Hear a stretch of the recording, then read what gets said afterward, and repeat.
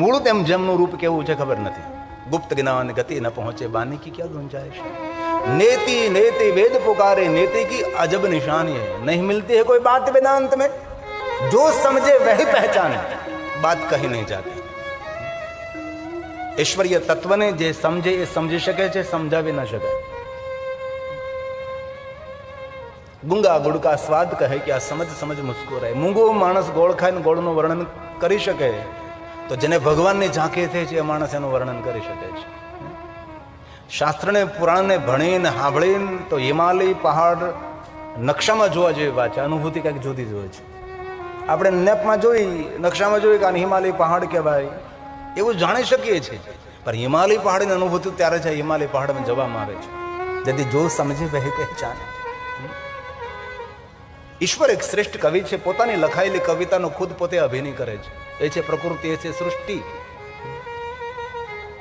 બ્રહ્મા નારદને કહે છે, નારદ સંપૂર્ણ પૂર્ણ હું તમને કઈ રીતે સમજાવું.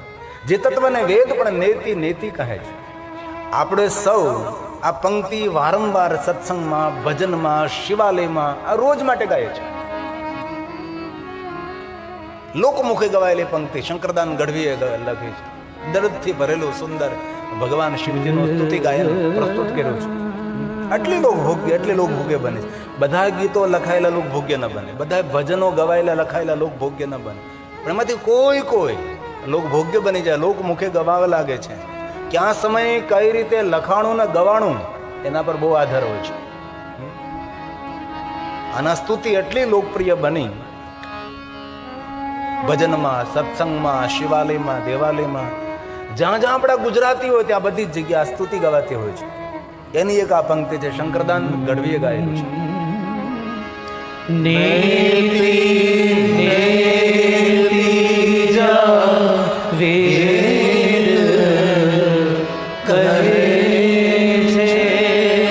દરેક વ્યક્તિને મુખપાઠ છે. આપણો કોઈ ગુજરાતી એવો નહીં હોય જેને ગુજરાતીને આ પંક્તિ ન આવડતી હોય છે. આટલું લોકપ્રિય છે. અને કેટલી સુંદર આ પંક્તિ અર્થ ભરેલી, અર્થસભર છે.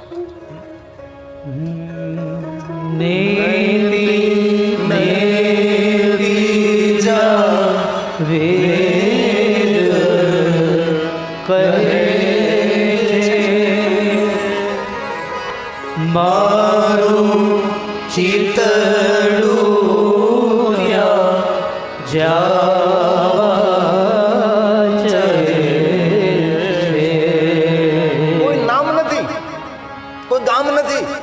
કોઈ ઠેકાણું નથી કે અહીંયા જગ્યાએ મારે જવું છે. ક્યાં જવું છે તો નેતિ નેતિ જ્યાં પોકારે ત્યાં મારે પહોંચવું છે. કેટલી સુંદર અર્થસભર પંક્તિ છે. નેતિ નેતિ જા વેદ કહે છે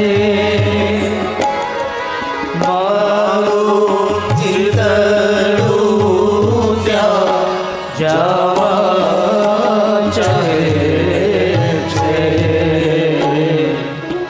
સારા જગમાં છે તું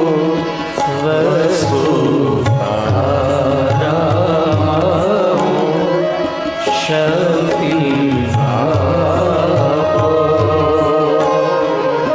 દયા કરી શિવ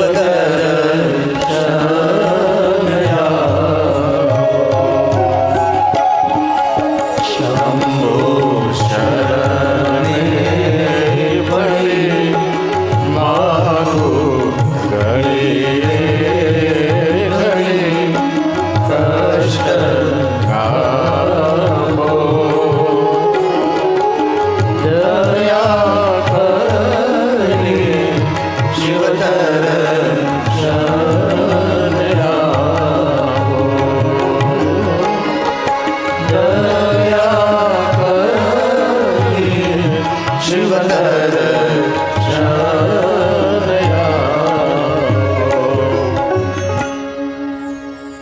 સારા જગમાં છે તું, ગગનમાં તું, અગનમાં તું, આકાશમાં તું, પ્રકાશમાં તું, સરિતામાં, સાગરમાં, પેડમાં, પહાડમાં, જીવમાં, જંતુમાં, દેવમાં, દાનવમાં, પશુમાં, પરમાત્મા દરેક જગ્યાએ તું જ રચાયેલો છે.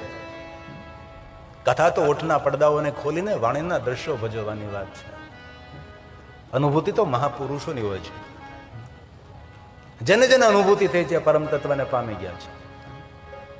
એટલો આજે આપણે શું લાભ લઈ રહ્યા છે એ અનુભૂતિ બ્રહ્મનિષ્ઠ સદગુરુદેવ શ્રી હરિસંગ સાહેબની હોઈ શકે જ, તો જ આ ઘટના બની શકે છે.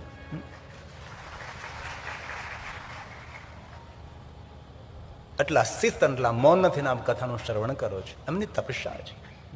જો સમજે વહે પહેચાને. કથા તો એક વાણીનું દ્રશ્ય છે. આખ્યાનમી કથા સારમ પુરાણ નામ વિશેષતા. અમને કથા એવી રીતે કહો આખ્યાન સ્વરૂપે. જે વાતનું શબ્દ ચિત્ર આંખની સામે તરવરે તેને આખ્યાન કહેવાય.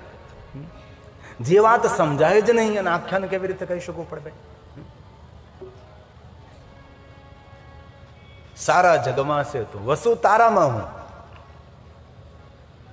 કીડીમાં તું, કુંજરમાં તું, દેવમાં તું, દાનવમાં તું, માનવમાં તું, ગગનમાં તું, અગનમાં તું, આકાશમાં તું, પ્રકાશમાં તું, સરિતામાં, સાગરમાં, પેડના, પહાડમાં, જીવમાં, જંતુમાં પરમાત્મા તું જ રહેલો છે. આખી સૃષ્ટિમાં તું છે પરમાત્મા. અમે તને ક્યાં શોધવા જઈએ? આપણી સનાતની પરંપરામાં છે કે દરેકમાં ઈશ્વરનું દર્શન કરવું. પણ આપણો સનાતન ધર્મના આચાર્યો પથ્થરમાં ભગવાન છે એવું કહેવામાં સફળ થઈ ગયા. આપણા સનાતન ધર્મ દરેક આચાર્યો પથ્થરમાં ભગવાન છે એવું કહેવામાં સફળ થયા છે, પણ મનુષ્યમાં ભગવાન છે એવું કહેવામાં પૂર્ણ સફળ નથી થયા. આપણે આ મનુષ્યમાં ભગવાન છે આટલી સફળતા એમાં ના મળે. હર મનુષ્યમાં પરમાત્મા છે એવું કહેવામાં જો સફળ થયા હોત તો વેર, વૃત્તિ, રાગ, દ્વેષ, ઈર્ષા, મારું તારું આ બધું મટી જાય. પણ નહીં, પથ્થરમાં પરમાત્મા છે એ કહેવામાં આપણે સંપૂર્ણ સફળ થઈ ગયા. પણ હર મનુષ્યમાં ભગવાન છે એવું કહેવામાં પૂર્ણ સફળતા ન મળે. સારા જગમાં છે તું, એ બધું તો ઠીક, પણ એટલું આપણે સમજવું સારા જગમાં ઈશ્વર હોય કે ન હોય, પણ એટલું આપણે જરૂર રોજ ગાવું. મારા દાદા માં તું, મારી દાદી માં તું, પછી ગાવાનું મારા પપ્પા માં તું, મારી મમ્મી માં તું. આ ભાઈઓ ગાવાનું, બહેનો ગાવાનું મારા સસરા માં તું, મારી સાસુ માં તું. દેવાલયમાં, શિવાલયમાં, ગિરજાઘરમાં, તીર્થમાં પરમાત્મા તું હો કે ન હો મને ખબર નથી, પણ મારા સસરામાં ભગવાન તું છે, મારી સાસુમાં તું છે. ભગવાનને આપણે ભોગ ધરીએ પણ ક્યારેક સાસુ સસરાને સમયસર ગરમ ભોજન કરાવીએ ને તો ભગવાન વધારે રાજી થશે. મા બાપને સારા મુખે બોલાવીએ, મા બાપ આપણા વાણી વર્તનથી રાજી થાય, પરમાત્માની શ્રેષ્ઠ ઉપાસના છે. આપણા ઘરની અંદર ગરડા દાદા દાદી હોય તેની સેવા કરી, તેની પ્રસન્નતા માટે કઈ સારો કામો કરીએ, એ પરમાત્માની ઉપાસના છે. સારી દુનિયામાં, સારા જગતમાં ઈશ્વરને જોવાનો પ્રયાસ કરીએ ન કરીએ, પણ કમસે કમ આપણા ઘરના બુઝુર્ગ, આપણા ઘરના વડીલો, આપણા ઘરના દાદા, આપણા ઘરની દાદી, આપણા ઘરના જે વડીલો છે તેની અંદર આપણે ભગવાનનું દર્શન કરીએ. ધન્ય છે એ મનુષ્ય જે પોતાના માતા પિતાને ખૂબ પ્રસન્ન રાખે છે, રાજી રાખે છે. આપણા વ્યવહારથી, આપણી વાણીથી, આપણા જીવન ચરિત્રથી આપણે આ પિતાની પ્રસન્નતા ઈશ્વરના આશીર્વાદ છે. આપણી માતાની પ્રસન્નતા એ પરમાત્માના આશીર્વાદ છે. આપણા વાણી વર્તનથી, આપણા જીવન ચરિત્રથી આપણા માતા પિતા નારાજ ન થાય, કલંકિત ન થાય, એની સંપૂર્ણ તકેદારી, જિમ્મેદારી રાખતા એ આપણા જીવનની પૂજા છે. બહેનો પણ પોતાના ઘરની અંદર ગરડા દાદા દાદી હોય, સાસુ સસરા હોય, એમની સેવા કરવી એ ભગવાન મહાદેવની ઉપાસના છે, એ ભગવાન શિવની સેવા છે. ભગવાન સ્વયં શિવ કહે છે કોઈ પણ જીવને તૃપ્ત કરો, કોઈ પણ જીવને રાજી કરો, કોઈ પણ જીવને પ્રસન્ન કરો, એ મારી સ્વયંની પ્રસન્નતા છે. ભગવાન મહાદેવે સ્વયં કહ્યું છે કે પૂરા વિશ્વની અંદર હું રચાયેલો છું. બ્રહ્મા નારદને કહે છે, નારદ કઈ રીતે તમને સમજાવું? હું આ વાતને સમજવી, સમજાવી બહુ જ કઠિન છે નારદ. તેથી હું કથાના પ્રારંભમાં કોઈ ભગવાનને પ્રણામ નથી કરતો. જો કોઈ ભગવાનને પ્રણામ કરું તો એમનો પણ કોઈ ભગવાન હોય, બ્રહ્મને પ્રણામ કરું તો એમનો કોઈ બ્રહ્મ હોય? તેથી હું બ્રહ્મ બીજની વંદના કરું છું, જ્યાંથી બ્રહ્મનું ઉત્પત્તિ સ્થાન છે. બ્રહ્મ બીજ સ્વરૂપ. એક નાનકડો બીજ કેટલો મોટો વડલો ફલિત થયો છે. નાનકડા બીજમાંથી એટલો મોટો વડલો છે. તેથી આ બીજને હું પ્રણામ કરું છું. આ શબ્દો બ્રહ્માજીના છે. કોને પ્રણામ કરે છે, કોની વંદના કરે છે? સ્વયં બ્રહ્માજી નારદની સમક્ષ કહે છે. આ શબ્દ પ્રસાદ સ્વયં બ્રહ્માજીનો છે. હે નારદ, આદરપૂર્વક સાંભળો. બ્રહ્મ રૂપ બ્રહ્મજ્ઞ બ્રહ્મરૂપ બ્રહ્મજ્ઞ બ્રહ્મ ભાવે ચ તત્પર બ્રહ્મ બીજ સ્વરૂપેણ બ્રહ્મ બીજ નમોસ્તુતે. આ બ્રહ્માજીની વંદના છે. સ્વયં બ્રહ્માજી બોલે, કોને વંદન કરું છું, કોને નમસ્કાર કરું છું? બ્રહ્મ બીજ નમોસ્તુતે. સ્વયં બ્રહ્માજી બોલે છે, જે પૂરા જગતમાં વ્યાપક છે, જે વિસ્તૃત છે, સર્વવ્યાપક સર્વત્ર.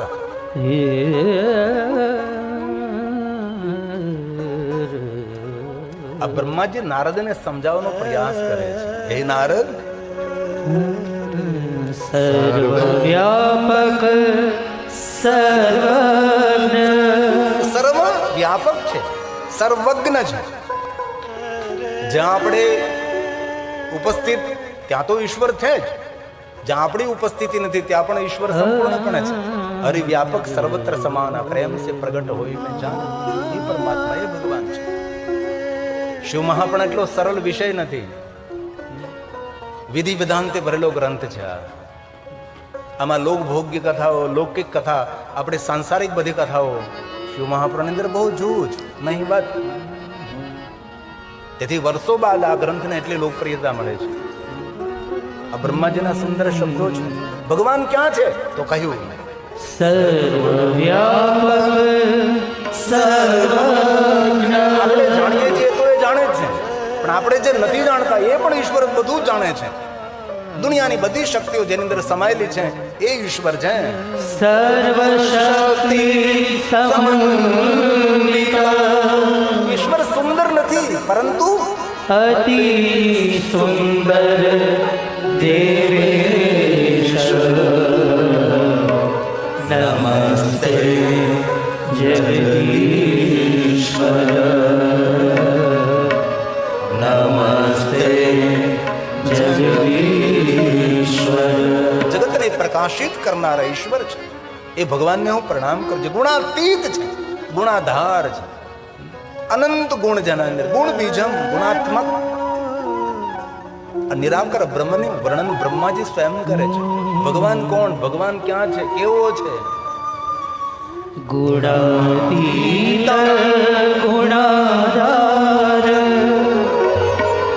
ગુણબીજ ગુણાત્મક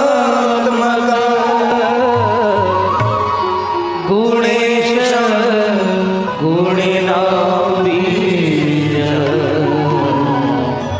ગુણિનામ ગુરવે નમઃ ગુણિનામ ગુરવે નમઃ. આ બ્રહ્માની દ્રષ્ટિએ નિરાકાર બ્રહ્મ ભગવાન શિવનું વર્ણન છે.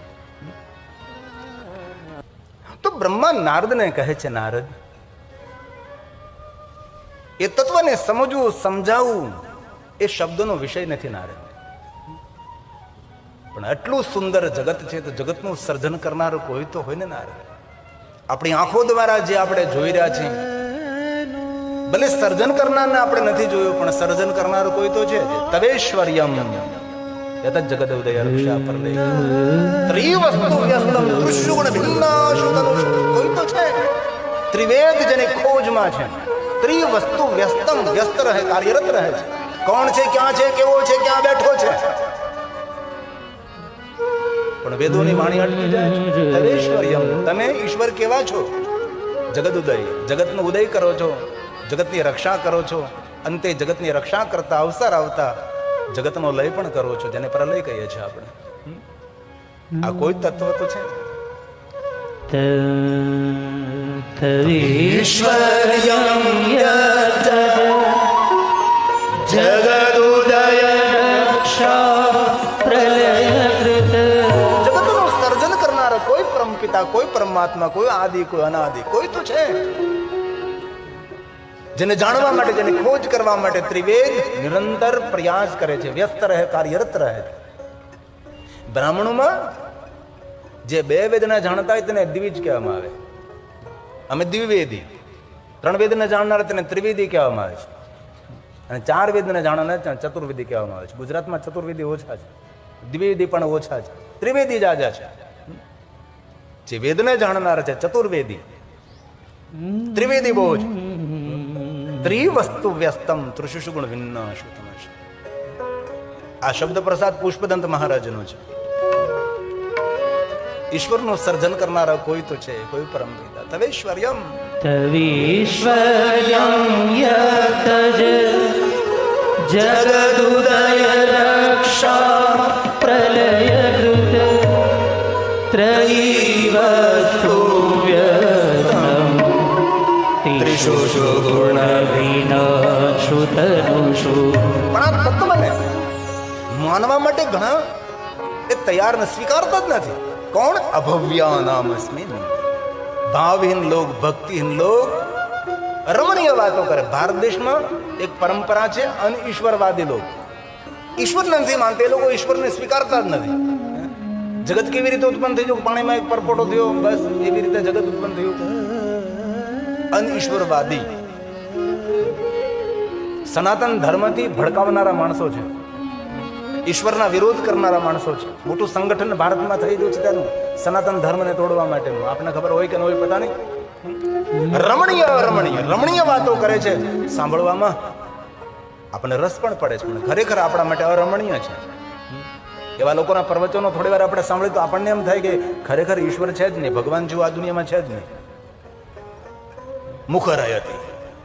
આટલા બધા મુખરો હોય કે દ્રષ્ટાંતો સાથે, તર્ક કુતર્ક સાથે વાતને આપણા મગજમાં બેસાડી દે. ખરેખર ભગવાન નથી.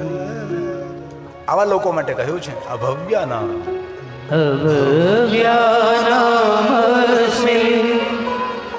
વરદ રમણીયામરમણી. ભગવાન મહાદેવનું નામ છે વરદ.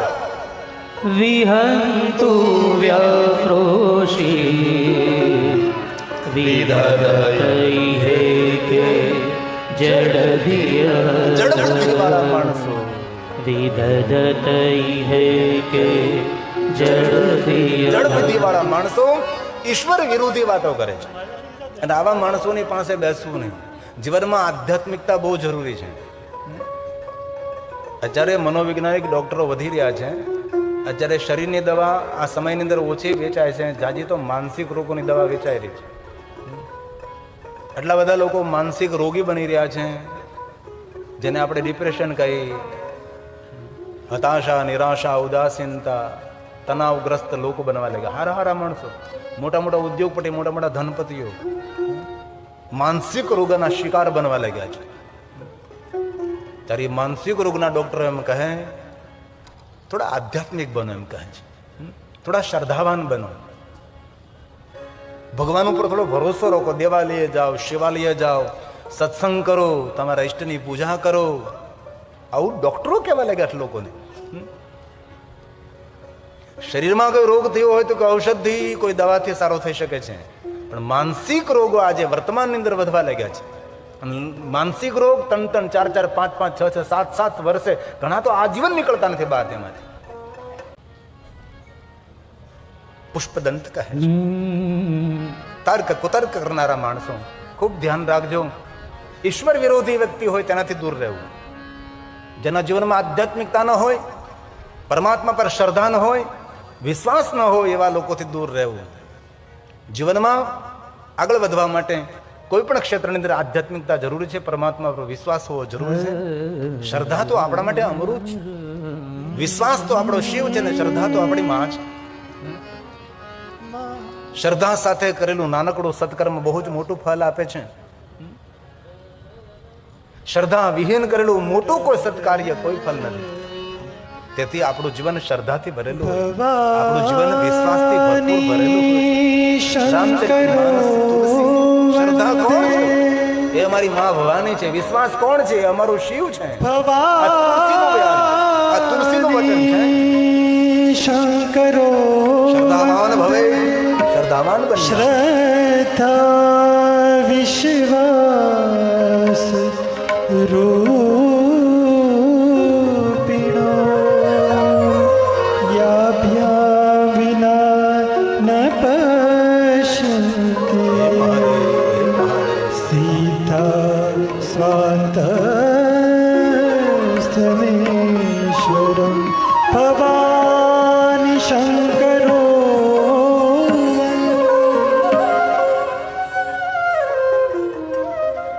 તેથી જીવનમાં આધ્યાત્મિકતા બહુ આવશ્યક છે.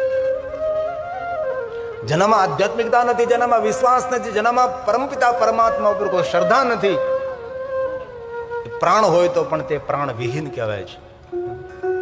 જ્યાં સુધી યુવાની છે, જ્યાં સુધી બધું સરખું ચાલે છે, ત્યાં સુધી કોઈ વાંધો નથી. પણ જ્યારે જ્યારે અવળું હવળું ચાલવા લાગે અને જ્યારે ઉંમર આપણે ઢળે છે, જ્યારે આધ્યાત્મિકતાની બહુ જરૂર પડે છે. માણસે વળવું જ પડે છે મંદિરે. ઘણા લોકો એમ કે હું મંદિરે નથી જતો, ભગવાનની પૂજામાં નથી માનતો, હું કથા કીર્તન સત્સંગ નથી માનતો. નહીં નહીં, એ કરવું જ પડે. ઘણા લોકો વિચાર ક્રાંતિ વાળા માણસો હોય, હંમેશા પ્રચાર પ્રસાર કરો તો હોસ્પિટલો બનાવો. હોસ્પિટલો બનાવો તેનો વાંધો નથી, પણ મંદિરોનો વિરોધ કરવાનો તમને કોને અધિકાર આપ્યો છે? શરીરનો રોગી હોય હોસ્પિટલ જાય, પણ મનનો રોગી હોય તો મંદિર જ જવાનો ને. અમારી કથાની અંદર અનુભવ મારો થયો તો કોઈ બહુ જ ક્રાંતિકારી સમાજ સુધારક એક માણસ આવ્યા હતા, એટલો બધો મંદિરનો વિરોધ કરે, ગજબ ગજબનો. હોસ્પિટલો બનાવો, હોસ્પિટલો બનાવો એવું બોલતા હતા. પછી એમનું પ્રવચન પૂરું થયું. મેં કહ્યું, તમારી હોસ્પિટલમાં જેટલા ડોક્ટરો નોકરી કરે ને, ડોક્ટરને પૂછી લેજો કે હોસ્પિટલ પછી આવે પહેલા કોઈ મંદિરે દર્શન કરવા જતા હશે. મંદિરે દર્શન કર્યા બાદ ડોક્ટર જતો હોય છે તેની હોસ્પિટલ. એટલે જેટલી હોસ્પિટલોની આવશ્યકતા એટલે મંદિરોની પણ આવશ્યકતા તો ખરી જ ને. વિરોધ કરવાની જરૂર નથી, વાતને સમજવાની કોશિશ કરીએ આપણે. તેથી શ્રદ્ધાવાન બનીએ. પુષ્પદંત કહે કિમે હે કિં કાય છે ખલો કિમ ઉપાય છે. ઈશ્વર છે તો ઈશ્વર ક્યાં છે, કેવો છે, તેની કાયા કેવી છે, ક્યાં બેઠો છે, કિમા ધારો, કિમ ઉપાય, ક્યાં ઉપાયથી જગતનું સર્જન કર્યું, કેમાં ધારો ધાતા, ક્યાં બેઠા બેઠા, ક્યાં ઉપાદાન વડે જગતનું સર્જન કર્યું. આ પુષ્પદંત મહારાજનો તર્ક છે. કિમિહ કિંકાય સખલુ કિમુપાય ત્રિભુવન. ત્રિભુવનને કઈ રીતે સર્જન કર્યા છે? આટલું સુંદર જગત સર્જન કેવી રીતે કર્યા? ક્યાં બેઠા, કઈ જગ્યાએ, ક્યાં ઉપાદાન, ક્યાં સાધનો વડે જગતનું નિર્માણ કર્યું છે? કિમાધારો દાતા સૃજતિ કિમુપાદાન ઇતિ ચ અત કૈશ્વર્યેસ્તવ્ય યનવસદ દુષ્ટો અતતિય કૃતર્કોયમ કાંચી મુખરયતિ મોહાય જગત મુખરયતિ મોહાય જગત. તેની મુખરવાણી જગતને મોહિત કરે છે. ઈશ્વર વિરોધી લોકો એટલું પ્રવચન કરે છે, થોડી વાર તો આપણને પણ એવું થવા લાગે ખરેખર આ માણસની વાત સાચી છે. અંતે વિચારીએ તો લાગે કે નહીં નહીં, આપણા માટે એ યોગ્ય નથી. ભાવહીન લોક છે, રમણીય વાત કરે છે પણ આપણા માટે અરમણીય છે. બ્રહ્મા નારદને કહે છે, નારદ કઈ રીતે હું તમને સમજાવું? આપણી આંખો દ્વારા જે આપણે જોઈ રહ્યા છીએ એક પણ વસ્તુ નહીં. ઘનઘોર અંધકાર. નારદ કહે, ઘનઘોર અંધકારમાં શું હતું? શું હતું, કોણ હતું એની મને ખબર નથી, પણ મને ભરોસો, મને વિશ્વાસ છે કે કોઈ તો હતું, જેનું કોઈ રૂપ નથી, જેનો કોઈ રંગ નથી, જેનો કોઈ આકાર નથી. એવા પરમપિતા પરમાત્મા જેમને નામ આપવું એ પણ મારા માટે અપરાધ છે, પણ એ તત્વને સમજવા માટે નામ આપું છું. બ્રહ્મ તત્વ એકમાંથી અનેક. તેથી હે નારદ, આપની આંખો દ્વારા જે આપ અત્યારે જોઈ રહ્યા છો એ જ ઈશ્વરનું સ્વરૂપ છે. સૂર્ય પણ એ પરમપિતા પરમાત્મા ભગવાન શિવનું સ્વરૂપ છે. ચંદ્ર પણ શિવ છે. આ સ્વયં બ્રહ્માજી નારદને સમજાવે છે. એકમ બહુતી બન, એકમાંથી અનેક, એકમાંથી અનેક. કઈ રીતે સમજાવું નારદ તમને? સૂર્યમાં પણ એ છે, ચંદ્રની અંદર પણ તે રહેલો છે, આકાશમાં પણ તે જ છે, પૃથ્વીની અંદર પણ તે છે. અને શિવ મહાપણા ગ્રંથમાં બ્રહ્માજીએ નારદની સામે અષ્ટમૂર્તિઓનું જે વર્ણન કર્યું છે એમાં ભગવાન શિવને જોવાનો સંપૂર્ણ પ્રયાસ થયો છે. શિવ મહાપણા ગ્રંથમાં તો તેનો વિસ્તાર છે જ, પણ આ વાતને પુષ્પદંત મહારાજે પણ નથી છોડી. અષ્ટમૂર્તિનું જે વર્ણન છે એમાં સૂર્યમાં ભગવાન શિવને જોવામાં આવે છે. ત્વમર્કસ્ત્વં સોમસ્ત્વમસી પવનસ્ત્વં ભૂતવઃ સ્ત્વમાપસ્ત્વં વ્યોમ ત્વમુધરણીરાત્મા ત્વમિતિ ચ. જે કઈ આપણી આંખો દ્વારા જોઈએ છે એ જ પરમાત્મા શિવ છે નારદ. ક્રમશઃ જેને અષ્ટમૂર્તિ તરીકે આપણે જેનું દર્શન કરીએ છીએ. ભગવાન શિવની મૂર્તિ કેટલી છે? 8 છે. અને 8 મૂર્તિઓ દ્વારા જગતની અંદર ભગવાન શિવજી ફેલાયેલો છે, વિસ્તરેલો છે. આપણે અષ્ટક શા માટે ભાઈ? લિંગાષ્ટક, શિવાષ્ટક, બિલ્વાષ્ટક, રુદ્રાષ્ટક, 8 પંક્તિ શા માટે? કારણ કે ભગવાન શિવના રૂપો 8 રહેલા છે. એમાં ક્રમશઃ 8 મૂર્તિઓનું વર્ણન શિવ મહાપણા ગ્રંથમાં છે. આ તો પુષ્પદંત મહારાજે ગાયું ભવઃ સર્વ ભવઃ સર્વો રુદ્ર. જે શિવજીની અલગ અલગ મૂર્તિઓ છે. પશુપતિરથો ગ્રહ સમઃ તથા ભીમેશાના વિધિવ્યદ વિધાનાશકમિદં. જે 8 મૂર્તિઓ અંદર અષ્ટમૂર્તિને પરમાત્મા નિરંતર બિરાજે છે. અને એ જ વાત શિવ મહાપણ અંતર્ગત ભગવાન મહર્ષિ વેદ વ્યાસજીએ કહી છે. ભગવાન શિવ ક્યાં છે? તો અષ્ટમૂર્તિઓની અંદર ભગવાન શિવ વસેલો છે. અષ્ટમૂર્તિઓ દ્વારા ભગવાન શિવ આ જગતની અંદર વિસ્તરેલો છે, ફેલાયેલો છે. એમાં પહેલી મૂર્તિ છે સર્વો ભવસ્તથા રુદ્ર. ભગવાન શિવ તત્વનું વર્ણન છે. શિવ ક્યાં છે? પ્રશ્ન એ થાય કે ક્યાં નથી. આ શિવ મહાપણા ગ્રંથના બધા શ્લોકો છે. આ ગ્રંથ બહુ કઠિન છે, એટલો સરળ નથી.